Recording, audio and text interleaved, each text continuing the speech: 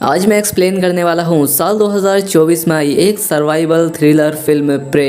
इसमें कुछ लोग एक रेगिस्तान के अंदर फंस जाते हैं जो कि अफ्रीका में है और आखिर ये लोग यहाँ से बचकर निकल पाते हैं या नहीं, चलिए जानते हैं आज की इस कहानी से। फिल्म की शुरुआत हमें अफ्रीका को दिखाते हुए होती है जहाँ पर हम एंड्रयू नाम के एक डॉक्टर को देखते हैं और ये एक क्रिश्चियन होता है, लेकिन साथ ही साथ ये एक पादरी भी होता है। इसने हाल ही में एक बच्चे का इलाज किया था लेकिन फिर भी उसकी जान चली गई। तब यहाँ उसके पास एक आदमी आता है जो कि उसे बताता है कि यहाँ कबीले के लोग आ रहे हैं और तुम्हें जल्द ही यहाँ से निकलना होगा। अब इसीलिए एंड्रयू अपनी गाड़ी निकालता है और सीधा अपनी वाइफ के पास चला जाता है। वो अपनी वाइफ से कहता है कि हमें जल्द ही यहाँ से निकलना होगा क्योंकि कबीले के लोग हमें ढूंढने के लिए आ रहे हैं, वो लोग हमारी जान भी ले सकते हैं। इसीलिए सू भी यहाँ से जाने के लिए तैयार हो जाती है। दरअसल ये दोनों क्रिश्चियन होते हैं और ये जो कबीला होता है इस कबीले में क्रिश्चियन लोगों को एक्सेप्ट नहीं किया जाता था। कबीले को लग रहा था कि ये लोग यहाँ आकर भी अपना धर्म फैला रहे हैं, इसीलिए वो इन्हें मारने के लिए आ रहे थे और अब इसलिए ये लोग अपना सामान पैक करके यहाँ से निकल जाते हैं। बाद में हम यहाँ पर 3 लोगों को देखते हैं जिनमें से कि एक कपल होता है और ये लोग यहाँ पर घूमने के लिए आए होते हैं। यहाँ पर एक छोटा सा प्लेन भी होता है जिसमें बैठकर ये लोग यहाँ से जाने लगते हैं, लेकिन तभी यहाँ पर सू और एंड्रो भी पहुंच जाते हैं जो कि उस प्लेन से जाने के लिए तैयार थे।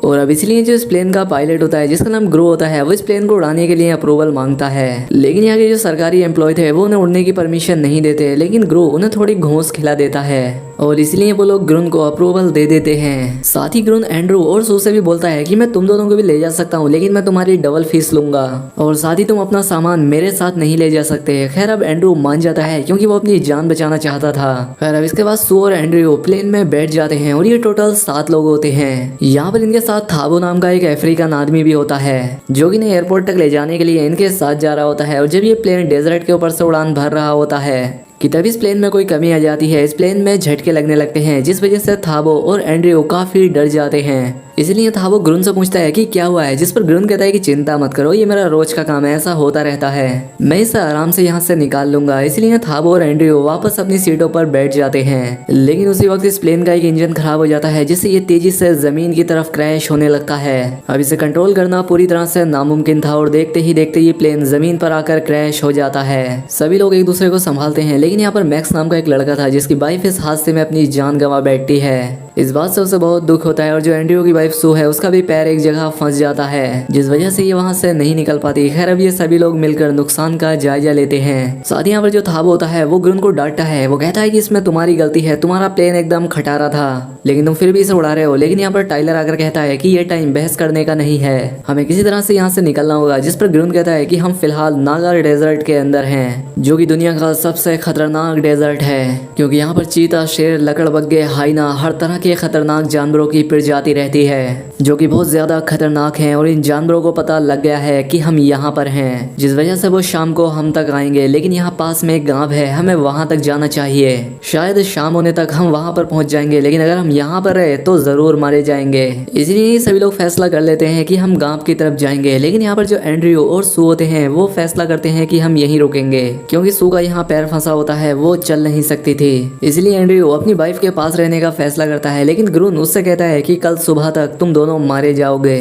लेकिन फिर भी एंड्रयू कहता है कि नहीं, मैं अपनी वाइफ के पास ही रहूंगा। यहाँ पर ग्रुन के पास एक गन भी होती है। थाबो कहता है कि तुम ये गन एंड्रयू को दे दो, इससे वो अपनी हिफाजत कर सकेंगे, लेकिन वो मना कर देता है। वो कहता है कि मैं अपनी जान बचाऊंगा, ना कि किसी और की। और अब इसलिए ये 4 लोग उस गांव की तरफ बढ़ जाते हैं ताकि वहां पहुंचकर इन लोगों को कोई मदद मिल सके और वहां से ये लोग एंड्रयू और उसकी वाइफ की भी जान बचा सकें। लेकिन यहाँ पर जो मैक्स नाम का लड़का होता है वो ग्रुन को बोलता है कि हम गलत जगह पर जा रहे हैं, हम गलत लोकेशन की तरफ जा रहे हैं, हमें दूसरी दिशा की तरफ जाना चाहिए। लेकिन ग्रुन कहता है कि मुझे पता है हमें किस तरफ जाना चाहिए, तुम चिंता ना करो, मैंने यहाँ पर बहुत सारी फ्लाइट उड़ाई है, इसलिए अगर तुम लोगों को जिंदा रहना है तो मेरे पीछे आओ। अब क्योंकि बाकी लोगों के पास कोई रास्ता नहीं होता इसीलिए वो तीनों ग्रुन को ही फॉलो करते हैं और अब ये सभी लोग बंजर रेगिस्तान में आगे बढ़ते चले जाते हैं। अब इन लोगों का प्यास से बुरा हाल था और इनमें जो टाइलर था उसकी तो प्यास से जान जाने वाली थी। लेकिन यहाँ पर ग्रुन उसकी मदद करता है, वो उसे थोड़ा पानी देता है और कहता है कि जल्दी उठो, हमें शाम तक अपनी लोकेशन पर पहुंचना होगा क्योंकि अगर हम यहाँ पर रहे तो मारे जाएंगे। वहीं दूसरी तरफ हम एंड्रू को देखते हैं जो कि अपनी वाइफ के पास होता है। यहाँ पर उसकी वाइफ को होश आता है, वो एंड्रू से कहती है कि मैं तुमसे बहुत प्यार करती हूँ एंड्रू कहता है कि मैं भी करता हूँ, जिसके बाद सू यहाँ अपनी पोएम गाने लगती है। वहीं हमें उन चारों को दिखाया जाता है जहाँ पर ग्रुन जब एक ऊंची जगह पर जाकर देखता है तो उसे पता लगता है कि वो किसी गलत जगह पर आ गए हैं, क्योंकि उनके सामने सिर्फ दूर दूर तक रेगिस्तान था और कुछ नहीं। इस बात से वो मैक्स नाम का लड़का बहुत गुस्सा हो जाता है। वो ग्रुन पर चीखता है। वो कहता है कि मैंने तुमसे पहले ही कहा था कि हम गलत जगह पर जा रहे हैं, हमें दूसरी लोकेशन पर जाना चाहिए था, तुमने मेरी बात नहीं मानी। वो गांव इस तरफ था ही नहीं, वो गांव दूसरी तरफ था और जो गन ग्रुन के पास थी मैक्स उसे निकाल लेता है। वो उसे ग्रुन को दिखाते हुए कहता है कि मेरा मन तो ये करता है कि मैं तुम्हें अभी गोली मार दूं। लेकिन यहाँ पर जो थावो नाम का आदमी होता है वो मैक्स को शांत करता है। वो कहता है कि अगर हम बहस करते रहे तो हमें प्यास लगेगी और हम यहीं पर मारे जाएंगे, इसलिए हमें शांत होने की ज़रूरत है। अब मैक्स फैसला करता है कि वो पश्चिम दिशा की तरफ जाएगा और इसके बाद वो मैक्स की गन लेकर अकेला ही पश्चिम की तरफ निकल पड़ता है। वहीं हम एंड्रयू और उसकी वाइफ को देखते हैं। उन्हें पता लग जाता है कि उनके प्लेन के आसपास कुछ शेर घूम रहे हैं जो कि उन्हें कभी भी मार सकते हैं। तब तक ग्रुन, टाइलर और थाबो वापस प्लेन की तरफ आने लगते हैं और प्लेन के पास तक पहुंच जाते हैं। लेकिन वो यहाँ अगर देखते हैं तो पाते हैं कि प्लेन के पास शेरों के पंजों के निशान थे और चारों तरफ खून ही खून बिखरा पड़ा था। इन्हें समझ नहीं आता कि आखिर यहाँ क्या हुआ है। और तभी यहाँ पर एंड्रयू आ जाता है जो कि ग्रुन पर हमला कर देता है। वो कहता है कि तुम्हारी वजह से मेरी वाइफ मारी गई, यहाँ पर शेर आए थे और मैं अपनी वाइफ को नहीं बचा सका, उन शेरों ने मेरी वाइफ को मार दिया। लेकिन यहाँ पर थांबो इन दोनों को शांत करता है और कहता है कि हम सबको शांत रहने की जरूरत है। अब यहाँ पर सिर्फ 4 लोग बचे थे। यहाँ पर ग्रुन थांबो से बोलता है कि मेरे पास केबिन है और वो केबिन लॉक हो सकता है और रात को वो शेर वापस आएंगे, लेकिन उस केबिन के अंदर सिर्फ 2 लोगों की जगह है। किसी तरह से 3 को भी एडजस्ट किया जा सकता है, लेकिन एक को फिर भी रात बाहर बितानी होगी। बाद में ये लोग एंड्रू के पास भी जाते हैं और उसे बताते हैं कि केबिन के अंदर कुछ जगह है, हम 3 लोग वहाँ पर रह सकते हैं। लेकिन यहाँ पर एंड्रू ग्रुन पर गुस्सा करता है। वो कहता है कि हम तुम्हारी वजह से यहाँ पर फंसे हैं, तुमने हमारा सामान लाने के लिए भी हमें मना कर दिया, क्योंकि तुम पहले से ही अपना सामान लेकर जा रहे थे। तुम यहाँ पर जानवरों के सींगों की तस्करी करते हो और उन्हीं की वजह से तुम्हारे प्लेन में वजन हो गया था, जिस वजह से तुम्हारा प्लेन क्रैश हुआ है। जिस पर ग्रुन कहता है कि वजन की वजह से प्लेन क्रैश नहीं हुआ, उसका इंजन खराब हो गया था। खैर अब थाबो इन दोनों को फिर से शांत करता है, जिसके बाद सिक्के को उछाला जाता है और पता किया जाता है कि प्लेन के बाहर कौन रहेगा। तो यहाँ पर जो टाइलर नाम का लड़का होता है उसे बाहर रखा जाता है और बाकी तीनों केबिन के अंदर चले जाते हैं और केबिन को लॉक कर लेते हैं। उन्होंने टाइलर से बोला था कि आग जलाते रहना और उस पर लकड़ियां रखते रहना, इससे जो शेर हैं वो तुम्हारे पास नहीं आएंगे। तो टाइलर वैसा ही करता है, वो आग के ऊपर लकड़ियां डालता रहता है। तो वहीं हम मैक्स नाम के लड़के को देखते हैं जो कि पश्चिम दिशा की तरफ निकला था। उसके पास एक गन होती है, लेकिन शेरों को उसकी खुशबू आ जाती है, जिस वजह से वो उस पर हमला कर देते हैं। हालांकि मैक्स गोली भी चलाता है, लेकिन अंधेरे में गोली का कोई फायदा नहीं होता और उसकी गोली की आवाज अंदर इन तीनों को भी सुनाई देती है, जिससे ये समझ जाते हैं कि मैक्स भी मारा गया है। अब रात में ग्रुन पेशाब करने के लिए केबिन से बाहर जाता है और इस बीच एक ब्लैक कोबरा केबिन के अंदर चला जाता है, जिसके बारे में किसी को कोई खबर नहीं थी। ग्रुन बाहर टाइलर को भी जागते रहने के लिए कहकर जाता है और वापस केबिन के अंदर जाकर खुद को लॉक कर लेता है। लेकिन इसके कुछ समय बाद यहाँ पर शेर आ जाते हैं जो कि टाइलर के ऊपर हमला कर देते हैं। अब यहाँ पर जो एंड्रू है वो ग्रुन से बोलता है कि हमें उसकी हेल्प करनी चाहिए, लेकिन वो कहता है कि हम यहाँ पर किसी की हेल्प नहीं कर सकते, हम बस खुद की जान बचा सकते हैं। लेकिन यहाँ पर एंड्रू गलती से केबिन का दरवाजा खोल देता है, जिस वजह से एक शेर इनकी तरफ भी बढ़ता है, लेकिन ये जल्दी से दरवाजे को पकड़ लेते हैं। लेकिन तभी यहाँ पर ग्रुन देखता है कि यहाँ एक सांप आया हुआ है जिसने कि थाबो को काट लिया है। थाबो जोर से चिल्लाने लगता है, लेकिन एंड्रो एक डॉक्टर है, इसीलिए वो थाबो के पैर पर एक रस्सी बांध देता है और एक चाकू की मदद से उस सांप के जहर को निकाल देता है। खैर अब इस तरह से इनकी पहली रात केबिन के अंदर गुजरती है।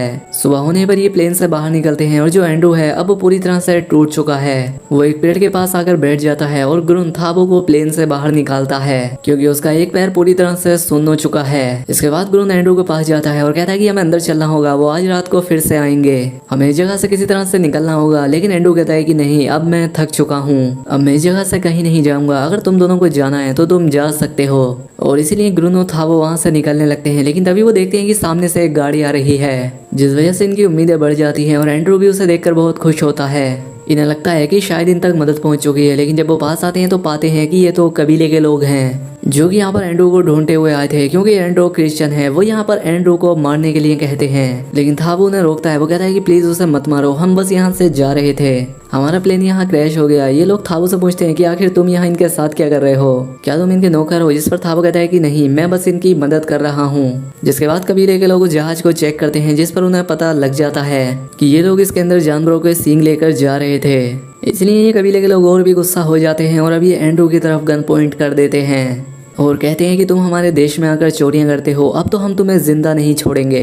आखिर तुम इन्हें किसे बेचने वाले थे? जिस पर ग्रुन बोलता है कि उसे मत मारो, वो सिंह मेरे थे, सिंगों की तस्करी मैं करता हूँ, एंड्रू का इससे कोई लेना देना नहीं है। अब वो लोग ग्रुन को मारने के लिए आगे आते हैं, लेकिन थाबो इन्हें शांत करने की कोशिश करता है, लेकिन ये कबीले वाले यहाँ पर थाबो को ही गोली मार देते हैं, जिससे उसकी जान चली जाती है। अब यहाँ पर सिर्फ 2 लोग ही बचते हैं। इन कबीले वालों में से एक आदमी ट्रक लेने के लिए चला जाता है ताकि वो इन सिंगों को भरकर यहाँ से ले जा सके, और 2 कबीले वाले यहीं रहकर इन लोगों पर नजर रखते हैं। और ग्रुन और एंड्रू यहाँ पर शाम तक बैठे रहते हैं, लेकिन अब तक वो जो 2 कबीले वाले थे उन्हें यहाँ पर नींद आ जाती है, और ग्रुन समझ जाता है कि मेरे पास बस यही एक अच्छा मौका है, इसलिए वो यहाँ पर एक कबीले के लड़के के ऊपर हमला कर देता है। वो उसकी गन छीनने की कोशिश करता है और उसकी गन छीनकर उसे शूट कर देता है। गोली की आवाज सुनकर दूसरा आदमी भी जाग जाता है और वो एंड्रू पर गोली चलाने वाला होता है, लेकिन तभी यहाँ पर एंड्रू जाग जाता है, जो कि उसे पीछे से पकड़ लेता है और वो गलती से इस कबीले वाले आदमी को मार देता है, जिससे एंड्रू बहुत रोता है, क्योंकि एंड्रू डॉक्टर है, वो लोगों को बचाना चाहता था, ना कि मारना। लेकिन ग्रुन कहता है कि तुमने ठीक किया, इसके अलावा हमारे पास दूसरा कोई रास्ता नहीं था, और साथ ही उससे ये कहता है कि मैं तुम्हें यहाँ मरने के लिए नहीं छोड़ सकता। जिसके बाद ग्रुन एंड्रू को उठा लेता है और उसे यहाँ से आगे ले जाने लगता है, लेकिन बेचारा एंड्रू रास्ते में ही गिर जाता है। ग्रुन कहता है कि आगे एक पहाड़ी है, मैं तुम्हें वहां तक छोड़ दूंगा, वहां पर शेर नहीं पहुंचते हैं, और फिर मैं जाकर मदद ले आऊंगा। वो यहाँ पर एंड्रू का हौसला बढ़ाता है, वो एंड्रू को फिर से उठाता है और उसे चट्टान पर चढ़ाने की कोशिश करता है, लेकिन एंड्रू चट्टान से नीचे गिर जाता है। लेकिन ग्रुन बेचारा फिर से काफी मेहनत करता है, वो वापस उसे चट्टान पर चढ़ाता है। साथ ही वो देखता है कि कुछ शेर इनकी तरफ आ रहे हैं, लेकिन अभी ये लोग चट्टान पर चढ़ चुके थे। अब चट्टान पर चढ़ते ही इन्हें पता लग जाता है कि यहाँ पर एक गांव है। इस बात से ग्रुन को बहुत दुख होता है, क्योंकि ये गांव बस पास में ही था और ये लोग गलत ही दिशा में भटक रहे थे। लेकिन तब तक वो शेर भी यहाँ पर आ जाते हैं, जो कि इस चट्टान पर चढ़ने की कोशिश करते हैं, लेकिन ग्रुन और एंड्रू यहाँ पर छिपे हुए थे। शेरों को पता नहीं होता कि यहाँ पर इंसान है, उन्हें बस खून की स्मेल आ रही थी, लेकिन वो शेर यहाँ से जाने का नाम ही नहीं ले रहे थे। इसलिए ग्रुन फैसला करता है कि मैं एंड्रू की जान बचाऊंगा, क्योंकि एंड्रू मेरी वजह से यहाँ पर फंसा है, इसलिए वो एंड्रू का खून अपने ऊपर लगा लेता है। वो एंड्रू से कहता है कि मैं इन शेरों का ध्यान भटकाऊंगा और तुम जल्दी से गांव की तरफ भाग जाना। अब ग्रुन उन शेरों की तरफ भागता है और वो शेर ग्रुन का पीछा करते हैं, वो ग्रुन को मार देते हैं और अब सिर्फ एंड्रू ही बचता है। एंड्रू उठकर गांव की तरफ जाने की कोशिश करता है, लेकिन अब उसके पास इतनी ताकत नहीं होती कि वो यहाँ से जा सके। वो एक जगह पर गिर जाता है, लेकिन तभी वहाँ पर हाइनाज आ जाते हैं, जो कि एंड्रू के पास आकर उस पर हमला करने की कोशिश करते हैं। लेकिन तभी वहाँ पर एक आसमानी बिजली गिरती है, जिससे वो हाइनाज यहाँ से भाग जाते हैं और यहाँ पर तेज की बारिश होने लगती है और अब एंड्रू यहीं पर पड़ा रहता है। लेकिन बारिश खत्म होने के बाद यहाँ पर कुछ गांव के लोग पहुँच जाते हैं, जो कि एंड्रू को इस हालत में देख लेते हैं। वो उसे अपने साथ ले जाते हैं और अब इस तरह से आखिर में सिर्फ एंड्रू की ही जान बच पाती है। और इसी के साथ ये फिल्म यहाँ पर खत्म हो जाती है। अगर दोस्तों वीडियो अच्छी लगी हो तो वीडियो को लाइक और कमेंट करके ज़रूर बताएं। ऐसी ही और वीडियो के लिए चैनल को सब्सक्राइब कर लें। मिलते हैं अगली शानदार वीडियो में।